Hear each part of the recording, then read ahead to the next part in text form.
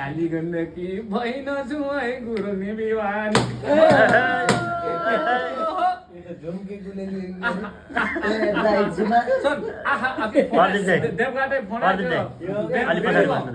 देवघाटे phone गर्न लाग्छ देवघाटे phone बेलुका सङ्गम हो कि बेलुका सङ्गम अनि माथि रिस आएर अब पार्वतीले भनिन्छ कुरो सारा बिग्रिसक्यो खलेहरू गइगया सागरमा नारायण ढल्या माथि शिव मर्ने भइगया भनिन्छ र पार्वतीले के गरौँ पार्वतीले के गरौँ भनेपछि माथिबाट रागा बङ्गुर काटेर रगत बगाउँ तल बाहुनले चामल ल्याउँछ मै फगाउँ पारार बटी मै भट्यानी नाच्छु गाई खाने पार्वती भनिन्छ र गाई खाने पार्वती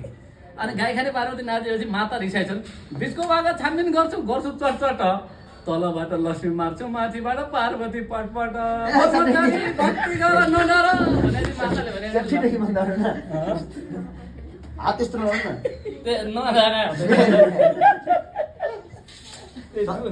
त्यो डुमले ट्याउट्याउने बाजा बजाएको